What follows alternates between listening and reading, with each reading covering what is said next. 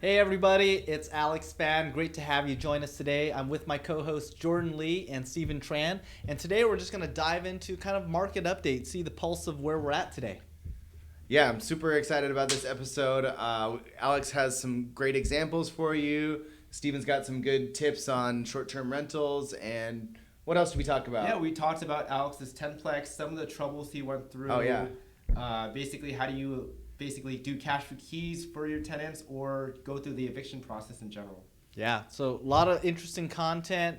Hope you enjoy the video. Hey guys, welcome to the episode. I'm here with Jordan and Alex, and we're here to talk about some market updates. Awesome. How's the week been for you guys? Busy.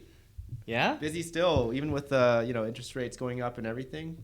Still got lots of people still buying. Perfect. Yeah, same here. It's been wild. Buyers are actually still out there. Like, I think a lot of the news is focused on the market slowdown, of course. Yeah. But really it's been pretty active out there, and our clients are still looking at homes. Pretty busy. I mean, people always need to buy, sell, and refinance. There's lots of reasons to do that. Of course, when rates go up, there's less reasons to refinance, but there's still plenty more. People need to get cash out. People get divorced. People die. There's lots of reasons to sell and refinance. I've like you guys were saying, I've had a couple clients reach out to me that I haven't heard from a while that they just need to move stuff, right? Yeah. Yeah, some people forget there's so much just timing involved, right? Life, and so things don't, the big move doesn't always happen until when you expect it to, and then all of a sudden it happens and you got to jump into the market, and timing's been good. I had a pretty interesting week. I have, many of you know, I bought this 10-plex in Portland, and it was a very exciting week for me. One of our most problematic tenants was, let's just say, there's a lot of illicit drug activity around the property, so I was really nervous going to meet this tenant, and we negotiated a what's commonly called a cash for keys offer, and that's where a landlord will pay a tenant to voluntarily vacate their unit. Instead of forcibly evicting them or...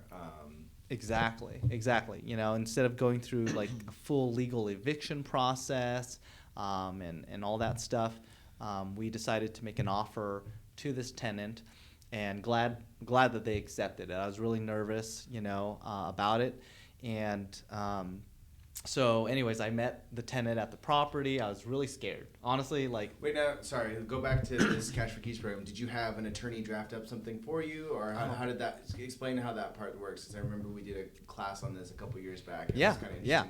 So I'll give you two different examples because I did it two different ways. The unit had 5 residents, and we ended up doing cash for keys for all of them because my goal was really to turn over the property as quickly as possible and start over fresh. So in 3 of the tenants, we used a property manager who facilitated the cash for keys offers. Okay. And yes, there was a document that they signed, a voluntary, I forget the words, but voluntary notice to vacate document. Got it. I paid them half up front when they signed the document of the relocation amount. And then upon possession of the keys and handover, that's when I gave them the remaining amount. Got it. Through the attorney. Now the other two, because I basically inherited these tenants when I bought the property. These 2 tenants were already through a legal eviction process with an attorney. And since that process had already started with the attorney, I just kind of decided to keep going with it. In hindsight now, and the lesson I'll share with you guys, I might do that differently next time. But Just for these people, yeah. I was like, all right, we've got an attorney involved. It's legal. It should be fine, right? So I ended up paying, the attorney drafted that same voluntary notice document. It was definitely more on a legal form, so the formatting looked different, for a court. But it was essentially the same nuts and bolts as what the property management had. And it just basically had spelled out terms that the tenant agreed to notice on a certain date and time, that the landlord would agree to give a amount for compensation, and any other terms or conditions that we sprinkled in there. And of course, I have to pay that attorney too. The attorney route definitely was more expensive than the property manager route.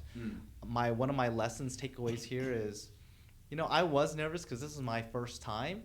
But I think I definitely could have done it without the attorney, probably. Yeah. Well, typically a property management team will have a attorneys on retainer or are their own kind of legal services too, right? Yeah, exactly.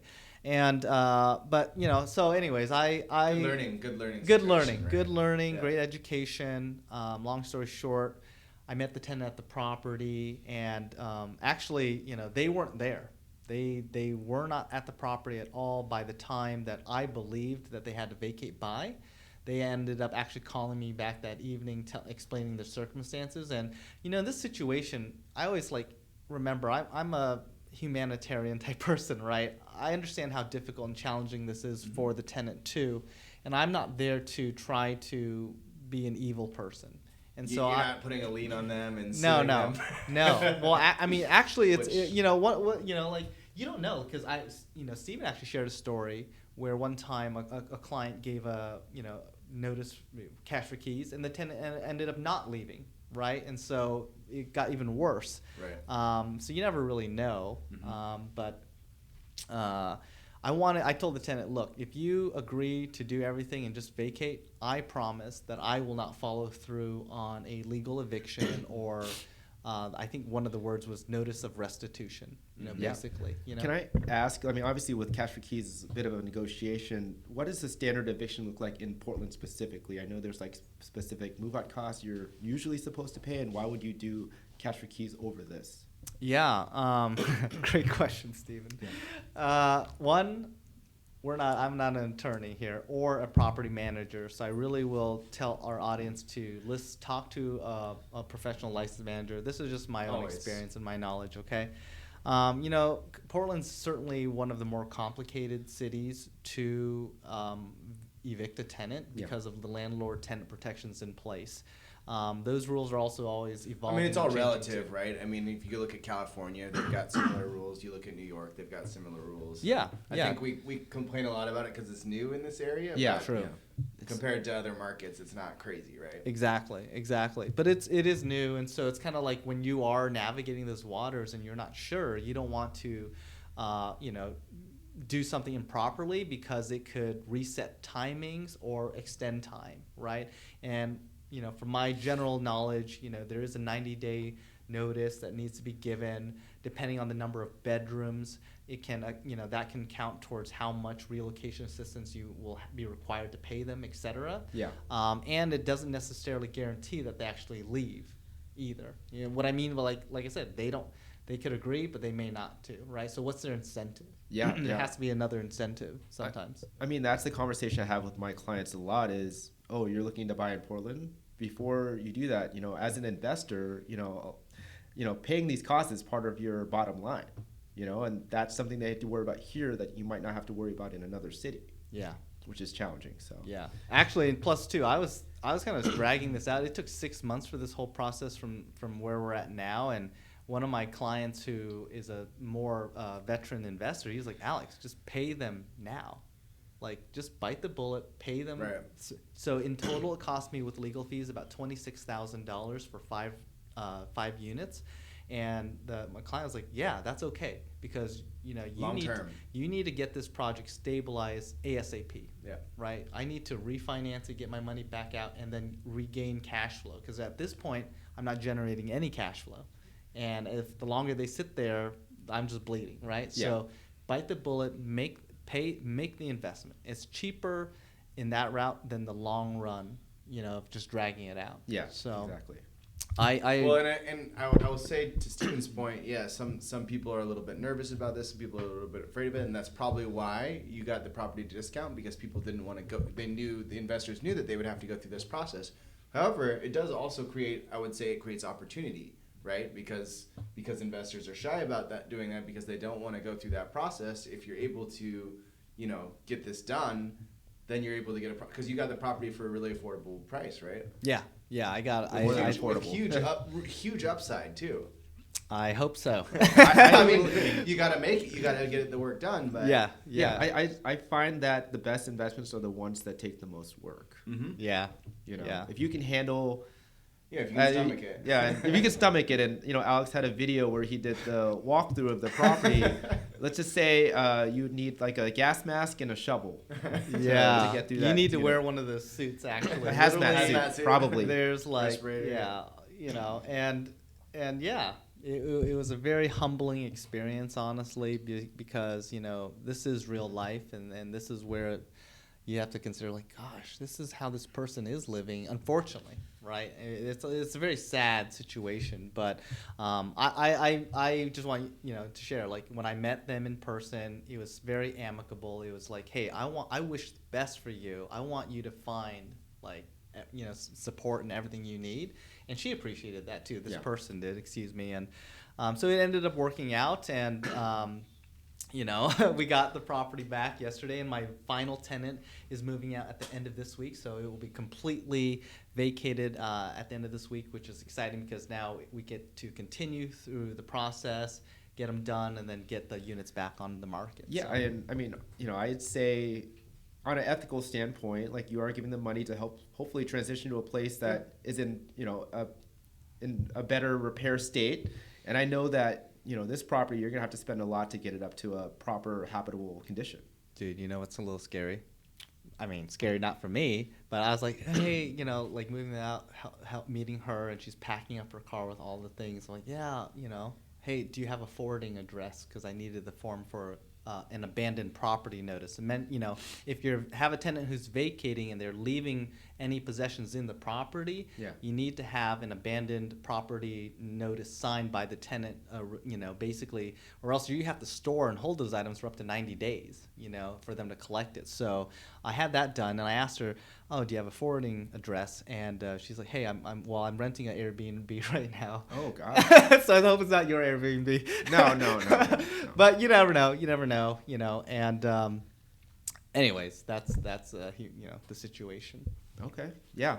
Like I said, I think once you get your place to a habitable spot and you're giving 10 people, like, a home that has proper plumbing, because I know there's a lot of work in basically all aspects. Aspects of that unit. One of the units, when we got in, I didn't even realize, but all of the subfloor was completely rotted, and so basically everything was pitched and sinking into the floor. So one of the units, they're completely rebuilding the footings and all the support for the flooring, doing all the walls. And in this one particular unit, it was hopefully maybe we'll throw up the video on the B-roll, but I lifted one thing and like 10 cockroaches like scattered all about, and it was just like, I've been there. Jump back, It's terrifying. it is, It's hard to live with dignity when you're in a space like that. Right? Oh, totally. And she was like, I'm very embarrassed about this, and I'm like, I understand, and I want you to feel okay, because I understand that this is the type of thing you had to go through, which is not easy. So, and maybe it's a chance for them to reset too. Absolutely. Got some cash in their pocket. And Absolutely. Yep. Yeah, life is very circumstantial. I think we forget about that, and we tend to compare so much to what we see, online, social media these days. But life can turn quickly for anybody, and so I think we always have to appreciate that when we're going through these situations and learn as much as we can, because that will help us on our future projects. How to work with tenants more effectively, how to have that relationship with them, so that way it's win-win. Because at the end of the day, you don't want a combative situation. As an owner, investor, when you have that situation, the tenant's just going to do more harm to you potentially than good. Right, so start off right. I'd say that's a really good lesson, to start off right with the upfront work, But for me, that was a really big highlight this week. Very exciting. So the contractors are full speed working ahead, and excited to see how it comes out. And I'll give you guys some updates on the next podcast. Yeah, no, I mean, I was there. It's starting to look really good. Some of those units, drywall's clean, and looks like it's going to be a boon to the neighborhood. Yeah, I hope so. I think that's one start of it, but we'll see. Yeah. Time will tell. Anything exciting happened for you guys this week? Jordan? Sure. I have a couple interesting things going on. I have one client. So recently, and I think we might have briefly touched on this, but Freddie Mac updated their guidelines. And Freddie Mac, they do conventional loans, one of the two conforming lenders. And one of the awesome things that they allow is that they allow Airbnb income on a primary purchase now. So this client is purchasing a new primary, and there's a detached ADU on the property, and he was able to qualify for about $75,000, maybe $100,000 extra in purchase price because he could use the income from that, the potential income. I mean, the right now the detached ADU is being used as a short-term rental. But what the appraiser looked at for the income qualifications is he looked at what the market rent would be for as if it was a long-term rental.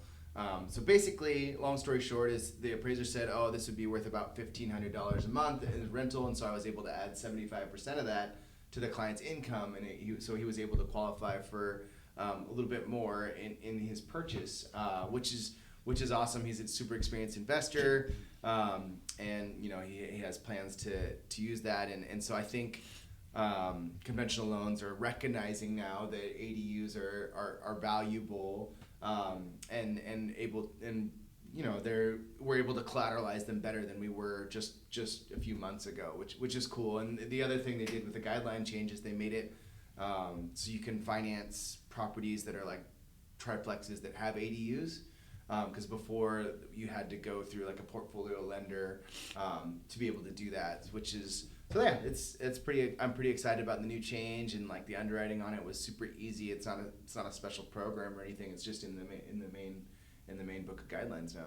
That sounds great. I mean, at least in our market, we're seeing more and more properties be developed like that either have. Well, our zoning laws are very much in favorable of it, right? I mean, Yeah. what's the deal now? You can build anywhere in Portland as long as you have the space for it. You can have 2 ADUs, right? You can have one attached and one detached now. Is that the case? And I mean, of course, there's various laws, and you should talk to the city and look at your zoning before you try and do a project. But I mean, I think that's the way that they're developing here, and Portland set a model for a lot of other municipalities, and I think you'll see it over the country too. Housing is just continuing to be short, and it's the cheapest way to. I mean, it's got to be the cheapest way to put a unit on your property, right? I think so, for sure. I mean, like I said, it's really a great way to get started in investing, is like just use, if you do have a property of your own, to get started there, to utilize the rules that are there, and now you can utilize that income from that property to kind of help you move on to the next one. Yeah, and you could, so let's say you had a primary that had a basement that had a separate entrance, and you were able to do the sweat equity and convert it. You could then refinance out, and if it was rented out, you could use that rental income to qualify. So basically, the appraiser is definitely going to see more value in that now that the guidelines have changed, and you can use that income to help you qualify. Short term and long term. So if you want to use the short-term income from it, you're going to need to have it on your taxes. Like anytime you use short-term income, it's sort of like being self-employed. So they're going to want to see a history of doing it on the Schedule E. Yeah.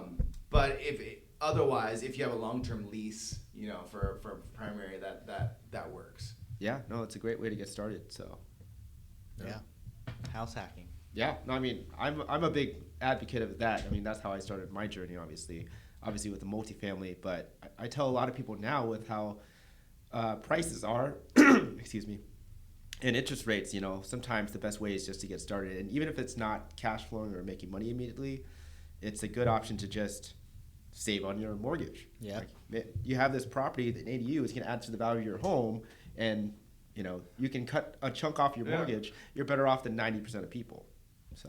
Yeah, I had a client recently call me too. They wanted to finance just like one of those companies that comes and drops a trailer in your backyard that's a ready-built ADU. I think it was like 120 or 100, somewhere between 100 and 120,000. I mean, this is a little bit different because it's not attached to a permanent foundation. It's like one of those boxes that Elon Musk lives in. Like those, boxable? Yeah, I mean, boxable. they bring it on the trailer, crane it in there, I think, and then they can rent it out. But they ended up getting basically an auto loan to do that because they had a super low rate they had bought a couple years ago, and they didn't want to refinance their whole mortgage. Yeah. And so there are different like auto loans. It was kind of weird. It was, I mean, maybe over 15 or 20 year type Interesting. Situation. Well, speaking of interest rates and auto loans, I mean, there's some big movement as far as the Fed goes on interest rates last week. Jordan, you want to?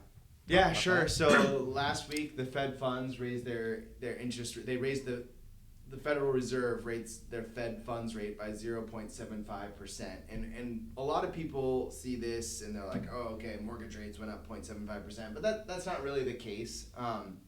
So what the Fed funds rate is the rate that commercial banks lend each other money at, or like, depository institutions. So like, let's say that, we all own banks, and someone came to your bank, Stephen, and they try to withdraw a bunch of cash. Well, you're like, hey, Jordan, I need some cash. Here's some treasury bonds, and then I give you some cash, and then I'm gonna be like, okay, but here's this, but I'm giving it to you at this overnight rate. Yeah. So that's the Fed funds rate. And so what banks, people are always pulling out loans from banks for credit cards, be it HELOCs, auto loans. So what that Fed funds really controls is the short-term rates, not long-term rates like mortgage rates. And that's one of the main levers that the Federal Reserve uses to because their mandate is to slow down inflation or keep inflation at a more neutral rate of around 2%.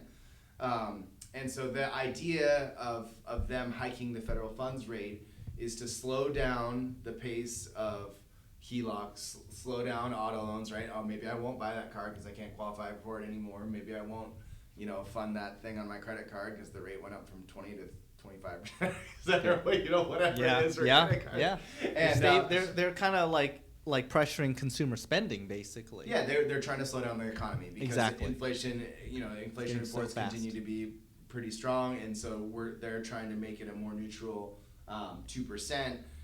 So the idea is that by raising that Fed funds rate, it's going to put a throttle on inflation.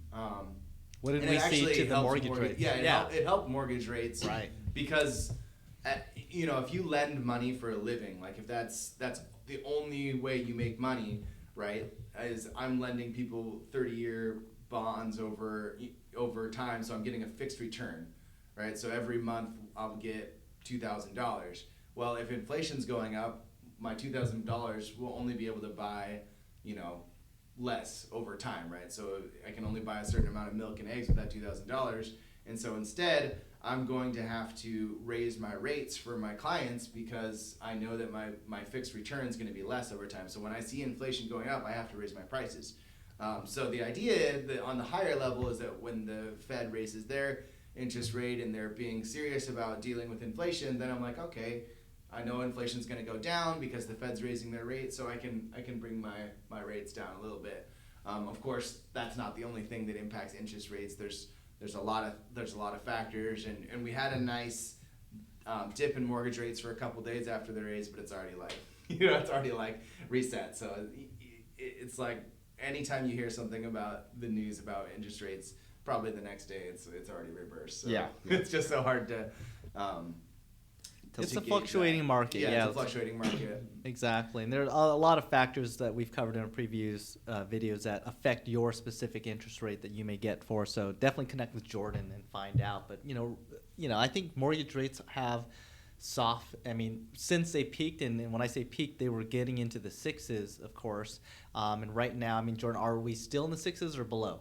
If you're like for investment properties or if you have lower credit, yeah, you might be up in that range. But you're right now, yeah, you're gonna be in the high 4s to mid 5s depending on the program. If you're buying a primary residence and a 30-year fixed type situation, but that, like I said, it's gonna fluctuate. And from a historical perspective, if we look at average rates in the last 30 years, it's I think it's closer to 7%. So rates aren't crazy. It just feels high when we look back in the last couple of years. But well, it definitely was sticker shock for buyers who were in the process of home buying, who initially got pre-qualified in a 4 to 5 range, and then when we saw a spike up to now in the 6s, buyer demand definitely slowed down.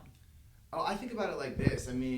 So if your rate's at like 2.5%, 3%, and your realtor's like, hey, we need to offer an extra $70,000 to win this house, and you go to your lender and they're like, how much, what does that mean? And they're like, oh, the monthly payment will go up like $120 or something. You're like, oh, okay, yeah, no big deal. But when the interest rate's at 5.5%, that hit is suddenly like double or triple that.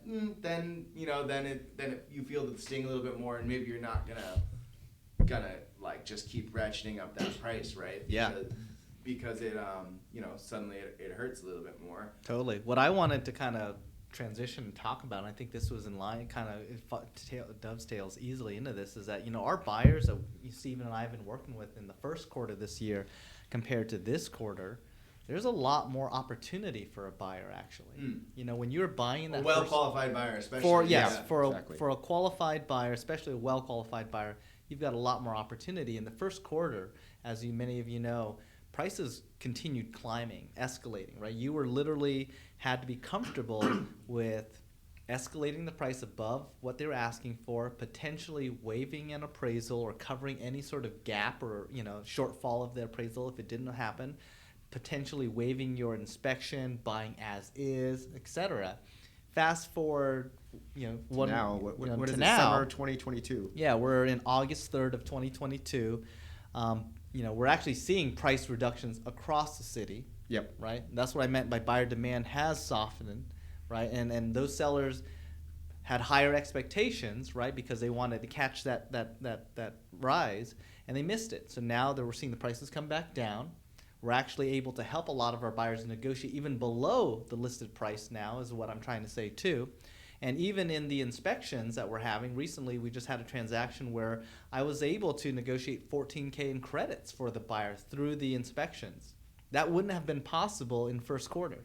Yeah, I mean, I believe first quarter, a lot of sellers were just like, screw you, we're not giving you anything. Right. Take it as is. If anything, give me more money. Yeah. Anyways, I also just got my one of my buyers everything they wanted on their list, which was great.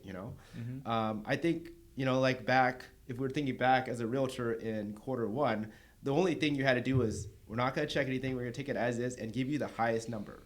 And I think now is a time for skilled realtors to really come out, to negotiate, to build rapport, to really find reasonable win-wins in this situation. Yeah, exactly. Yeah, it's not a one-sided negotiation. And as a listing agent, I feel like too, pricing is, setting expectations, I guess, is the right word, right? Because if the seller's listening to their neighbor, I sold my home 4 months ago for this amount, I should get at least that. Right. That's actually, setting expectations. When I'm working with a seller and going to list their home, I'm telling them exactly that. Mr. Seller, in the first quarter, we could have been sold by the first weekend, but right now we're seeing really close to a 40-day average time on market, which is, so if you're planning to sell and move by a certain time, you got to start 40 days ahead because of the nature of the market and the slowdown. Not necessarily because there aren't buyers. It just takes buyers have more opportunity. Think about timing too. I think one thing we don't really talk about or haven't is just seasonality. Yeah. It's August. You have end of summer happening right now. You got a lot of people and families are doing their vacations and preparing for back to school. So it's kind of that timing too of, hey, we're busy. We're not looking right now. So I think that's a factor. In Oregon, I've always seen that trend. Basically, after May in Oregon, we usually start seeing a decline or softening or slowdown of the market, and typically it picks back up usually in late August, September. Yeah, someone was just telling me, she's like a realtor. She was just telling me, she's like, I always plan my vacation for August because I never want to go in July because I'm still busy then. But August, I'm usually slows down a little bit, and I was like, yeah, man, I should have done that because I was out on vacation in July. Right. I'll say this is that I feel like the news cycle of price drops and everything is reaching my buyers. A lot of my clients are like, oh, are they willing to do a price drop? I hear everything's dropping right now. So I think 3 out of my last pendings were all under list price. So they're starting to expect, and maybe this is bad for listing agents, but it's like I have to get below that price. Yeah. Because everybody else is dropping the price. They should too. Trust me. When we're in a transaction, it's always, in my philosophy, is create win-win opportunities. Yes, I want to try to help my client negotiate and save, but if I have a seller on the other side that doesn't agree or not unwilling, we're not making a deal happen. Exactly. right? Exactly. So you got to be realistic about those expectations and conversations. And the tone of sellers agents has definitely changed too, Yeah. right? Like A lot of callbacks now. Let's now just say they're like, that. "Well, give me feedback. What'd you think? Please. Please, right? And Returning calls. like I would say new construction agents too. I mean, I'm for a while there, new construction agents weren't, and bless their hearts, we need them. But they didn't have to be so friendly with working with realtor partners, and I'm finally starting to see that tonality change a little bit, which I'm happy to see.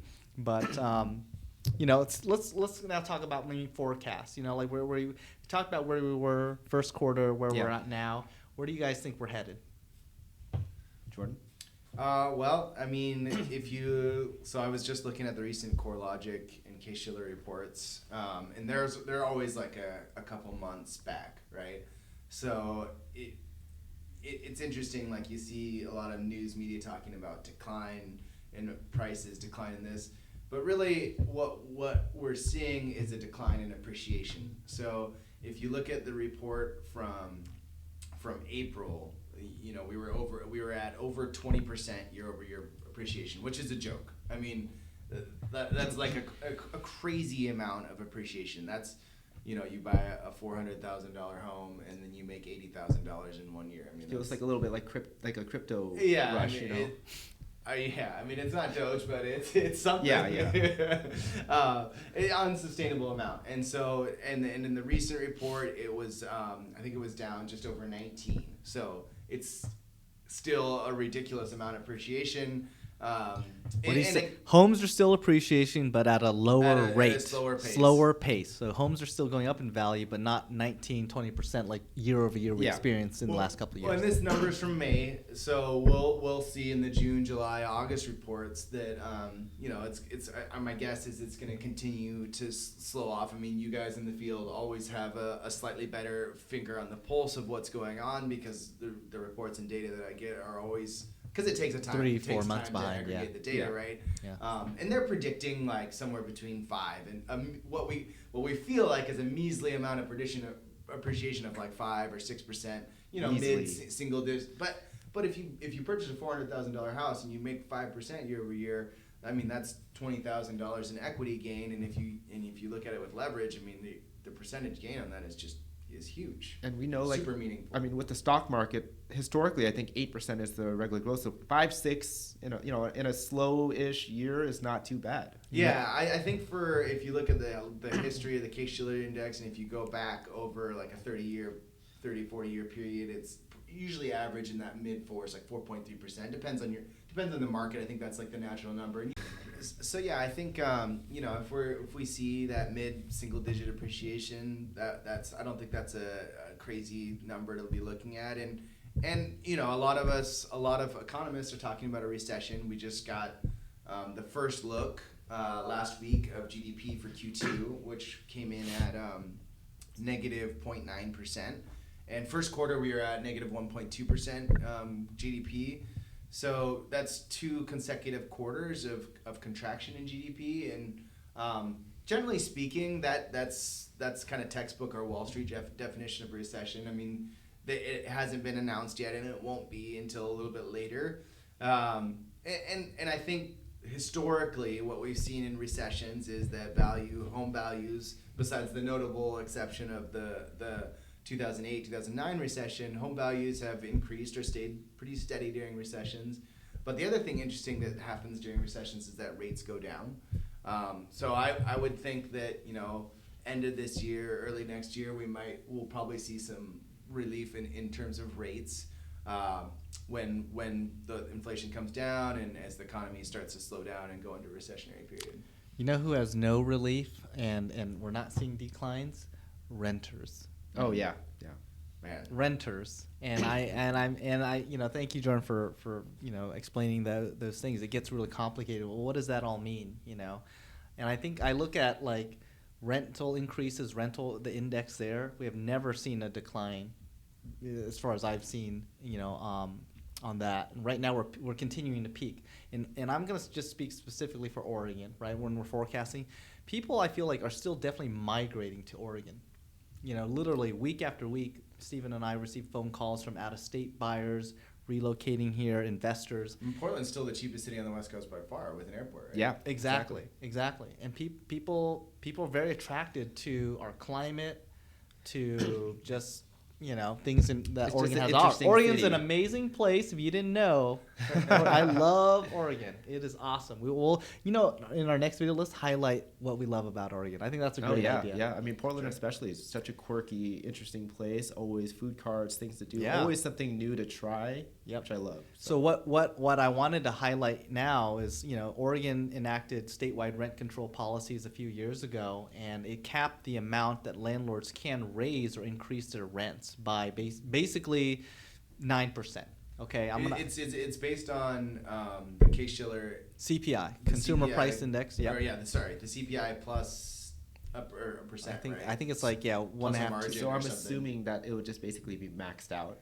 Probably with inflation, yeah, how bad it is. Exactly. Yeah, max, Every landlord that I've seen, and every tenant that I speak to, rents are being raised to the absolute maximum amount every single time the landlord has an opportunity, basically, right? And so I'm kind of, we mentioned earlier other markets like San Francisco where they have stronger rent control laws. This is all new to us. I know, Well, I'll say this. I think when I was living in San Francisco, our rent control was at like 2%. That's the max that as a landlord could raise, which was great for me. Maybe not so great for my landlord. Right. I stayed there for 8 years. I think my rent went up like $100 in total. I mean, there's lots of mom and pop landlords. Yeah. I have a client right now that's trying to refinance, but I'm like, what do you rent for? And she's like, oh, I rent it for $1,600, and I'm like, oh. Yeah. Well, I mean, that's something I always tell my investors now. They're always looking for that quick cash. I mean, these numbers go up quickly. A couple years from now, you may have a negative cash flowing property. That may change really, really quickly. I tell people to look at your equity growth, which is slowing now. That's why people are willing to give up, maybe some cash flow or, the amount they're making because they're making so much in equity. I like to think of that as income as well. Now they're going to have to change their game a little bit, and they're looking for different strategies. Like I have a lot of people looking into short-term rentals, trying to see how can we make that money because I'm not going to make it with explosive equity anymore in this market. So Yeah. So I think Oregon's we're still behind. We're short about 500,000 housing units to meet our current state's demand. And if you look at the number of permits and units being produced, we're not going to get anywhere close to the building the supply. Yeah. So also Oregon has enacted some other additional land use development changes, right? Constricting supply of more future developments in homes. So I think in Oregon we're in a good spot and position because homes and values will continue to appreciate. Yeah. Rents are continuing to appreciate. And so, fact is buying a home is cheaper and less expensive than renting is what I wanted to get across. And it's the barriers and challenges to becoming a homeowner are increasing for renters. It's getting harder, right, to have savings and things like that. So, I coach clients like, hey, if you're really serious about wanting to get into your first ownership, either primary residence or investment property, start working on those things now because, it's hard to combat inflation, and things like that. Well, one thing that I remember from a Bigger Pockets podcast, they said, just getting started in general is its own thing. You learn so much. You can't just read all this information. They said, basically, I think the parable is basically, you're in California, you want to drive to Pennsylvania. Are you going to wait for every single light to turn green before you get started?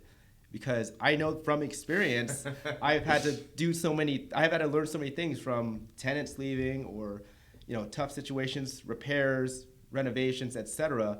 If you don't get started, you're not going to magically be the best investor ever right away if you don't have on-hand experience. Yeah. Awesome. Alex, I know you had an example you wanted to show us the market. Well, this was going back to the other conversation where we were talking about first quarter versus now, and we have two properties just to highlight, and potentially they'll be thrown up on the slides. I'm just going to talk you through two examples basically, but this is comparing two homes. I'll just throw it on the screen so you see it. I've got two homes here. They are in the same subdivision in a neighborhood in Wilsonville, Oregon. in the Villa Bois community. They look identical. Yeah, these homes look identical. They were built in the same time period. They're only 20 square foot difference. Anyways, one home in March of this year closed at $700,000. This is a 4-bedroom, 2.5-bath home, just under 1,800 square feet. It was listed for $575,000. That was the asking price of the home, and the close was $700,000. That means they had multiple offers, and a buyer increased and escalated their offer to $700,000, $125,000 over the asking price. And it closed, so we presume they waived their appraisal, they covered the gap, whatever they had to do. The second home in the same neighborhood is closing tomorrow. And we received this information from one of the agents in our office who's in the transaction. That's why I'm not highlighting any addresses or anything here for that. But this home was listed in June of this year for $599,000, 4 bedrooms, 2.5 baths, 1,800 square feet, and it's closing at $585,000, basically $15K below asking price in the same neighborhood. Ugh. Yeah. Basically, it's coming more back to their actual value. Sure.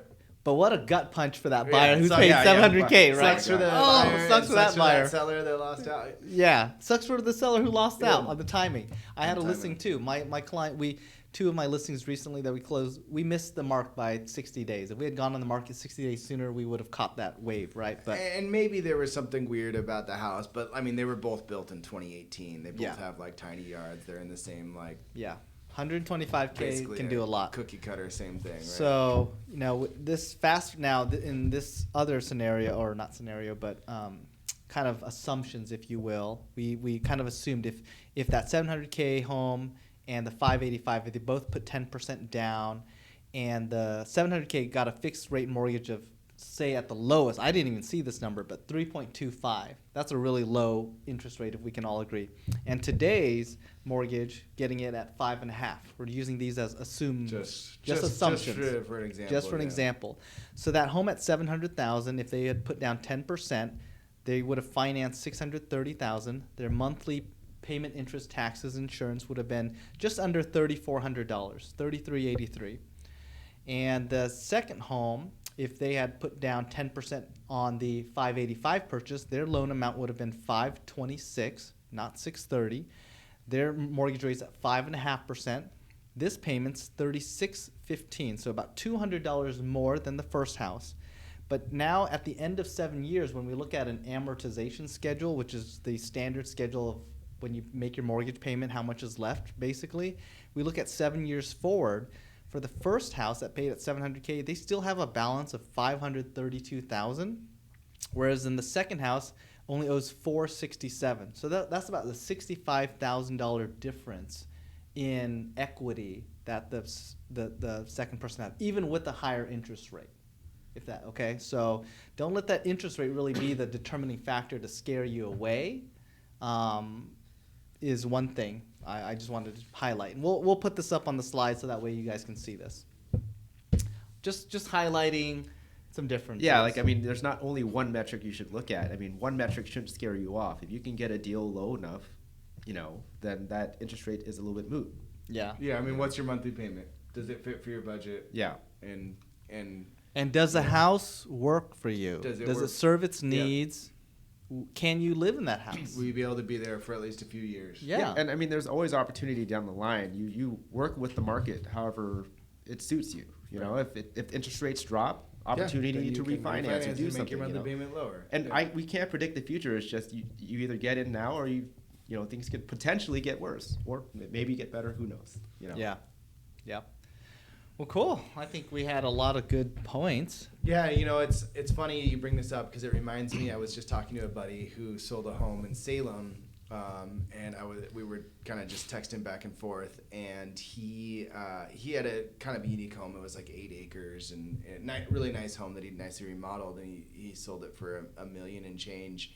And I was like, he was complaining about missing this window that you're talking about, and I was like, oh, but you probably got 5 or 6% appreciation those 5 months. He's like, yeah, comp sold that was exactly the same specs as mine, same acreage, same square foot, and it sold for like $75,000 more 5 months ago. So he felt like you know, like the seller in your example, he lost out on that 75 grand. But you know, it's so hard to say because at that time it's like, you know, you might just have the one. Plus, person I looking always for that remind right sellers, house. most sellers are buying something else too. So they kind of realize it on Right. both ends. Yep. You know, you can't always have everything. But Yeah. you're going to get something back. Yeah. So, cool. All right. Well, I think that's great. Alex, if people are looking to find you, how can they find you? Check out my Instagram, Mr. Fantastic. Jordan PH. PH. Yeah. Mr. spelled out with a PH. Fantastic with a PH. Yeah. Don't worry. All of our contact info is in the links we'll below. put in the links. Subscribe to our channel. Follow us. Look out for our future posts. Jordan? Oh yeah, I'm Jordan at just at Jordan Lee Mortgage and Yeah, you can find me on, well, just Google me, Stephen Tran, Portland Realtor. Pretty easy to Yeah. find. Don't want to put my Instagram handle. It's pretty hard to find, so I need to improve that at some point. Awesome. Okay. All right. Thanks, guys. Yeah.